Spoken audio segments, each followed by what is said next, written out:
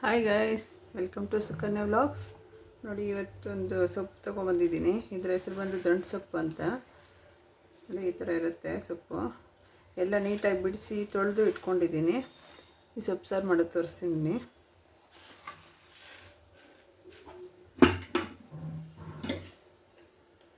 ನೋಡಿ, ಬೇಳೆನ ಒಂದು ವಿಸಿಲ್ ಹಾಕ್ಸ್ಕೊಂಡಿದ್ದೀನಿ.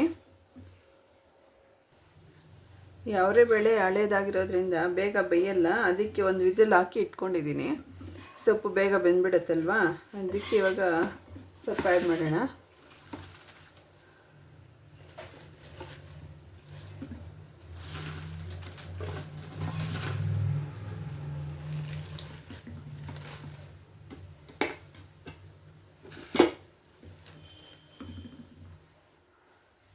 ಇದಕ್ಕೆ ಇವಾಗ ಒಂದು ಟೊಮೊಟೊ ತೊಗೊಂಡಿದ್ದೀನಿ.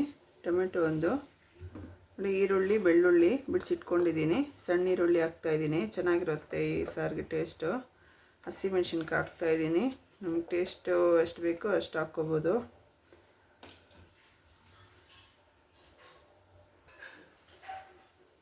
ನೋಡಿ, ಒಂದು ಅರ್ಧ ಸ್ಪೂನಷ್ಟು ಧನಿಯಾ ಪುಡಿ ಹಾಕ್ತಾಯಿದ್ದೀನಿ.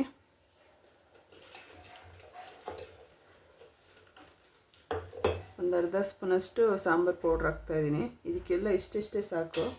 ನೋಡಿ, ಇಷ್ಟು ಹುಣಸೆ ಹಣ್ಣು ಹಾಕ್ತಾಯಿದ್ದೀನಿ, ಸ್ವಲ್ಪ.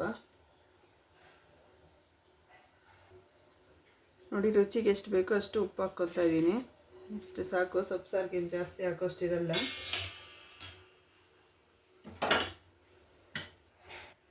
ಇಷ್ಟು ಹಾಕಿದ್ದೀವಲ್ವ, ಇವಾಗ ಮೇಯ್ನಾಗಿ ಸೊಪ್ಪು ಯಾವಾಗೂ ನಾವು ಬೇಯಿಸುವಾಗ ಸೊಪ್ಪು ಸಾರು ಯಾವುದೇ ಥರ ಮಾಡಲಿ, ಅದಕ್ಕೆ ಒಂದು ಸ್ವಲ್ಪ ಬೇಯಿಸೋ ಮೊದಲೇ ಎಣ್ಣೆ ಹಾಕಿದ್ರೆ ಒಂದು ಸ್ವಲ್ಪ ಕಲರ್ ಚೇಂಜ್ ಆಗೋಲ್ಲ, ಗ್ರೀನ್ ಕಲರೇ ಇರುತ್ತೆ. ನೋಡಿ, ಒಂದು ಎರಡು ತಟ್ಟಷ್ಟು ಎಣ್ಣೆ ಹಾಕ್ತಾಯಿದ್ದೀನಿ.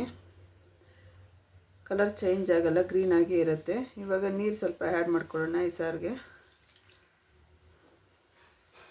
ಬೇಳೆ ಬೇಯಿಸೋವಾಗ ಸ್ವಲ್ಪ ಹಾಕಿದ್ದೀವಲ್ವ, ಚಿಕ್ಕದಾಗಿ ಆ್ಯಡ್ ಮಾಡ್ಕೊತೀನಿ.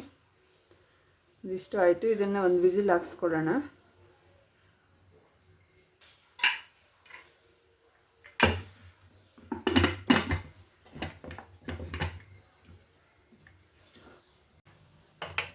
ನೋಡಿ, ವಿಸಿಲ್ ಆಗಿದೆ, ಗ್ಯಾಸ್ ಹೋಗಿದೆ. ಇಡೋಣ.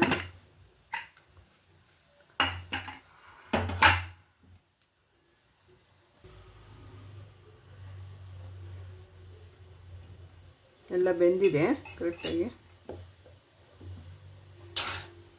ತಣ್ಣಗಾಗಲಿ, ಮತ್ತು ಮಿಕ್ಸಿಗೆ ಹಾಕ್ಕೊಳ್ಳೋಣ.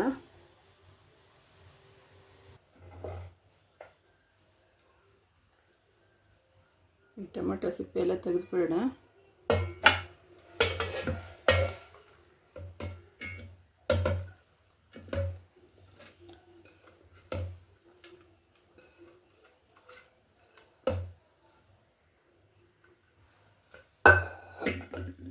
ಇದೆಲ್ಲ ಮಿಕ್ಸಿಗೆ ಹಾಕ್ಕೊಂಬರ್ತೀನಿ.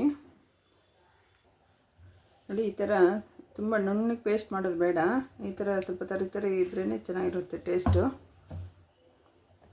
ಇವಾಗ ಕುಕ್ಕರ್ಗೆ ಹಾಕ್ಕೊಳ್ಳೋಣ. ಬೇಳೆ ಬೇಯಿಸಿದ್ವಲ್ಲ ಸೊಪ್ಪು ಎಲ್ಲ ಅದೇ ಪಾತ್ರೆಗೆ ಹಾಕ್ಕೊಳ್ಳೋಣ.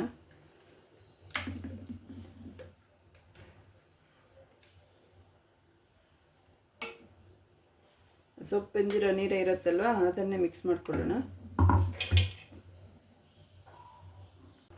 ನೋಡಿ, ನೀರು ಹಾಕಿ ಎಲ್ಲ ಮಿಕ್ಸ್ ಮಾಡಿದ್ದೀನಿ. ನೋಡಿ, ಸೊಪ್ಪೇನು ಕಲರೇ ಚೇಂಜ್ ಆಗಿಲ್ಲ. ಇದನ್ನು ಒಂದು ಕುದಿಗೆ ಇಡೋಣ. ಸ್ವಲ್ಪ ಬಿಸಿ ಮಾಡಿದ್ರೆ ಸಾಕಿದು. ಸೊಪ್ಪು ಸಾರು ಬಿಸಿ ಆಗ್ತಾಯಿದೆ, ಅಷ್ಟೊತ್ತಿಗೆ ಒಗ್ಗರಣೆ ಹಾಕ್ಕೊಂಡಿದ್ದೀನಿ. ನೋಡಿ, ಸ್ವಲ್ಪ ಕೊತ್ತಂಬರಿ ಲಾಸ್ಟಲ್ಲಿ.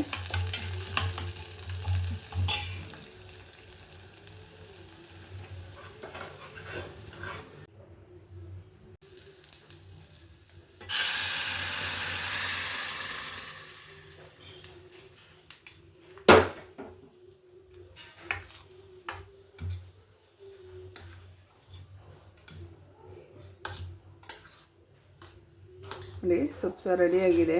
ತುಂಬ ಈಸಿ ಇದು ಮಾಡೋದು. ಸೊಪ್ಪು ಸಾರು ಫಾಸ್ಟಾಗಿ ಆಗೋಗುತ್ತೆ, ಬೇಗ.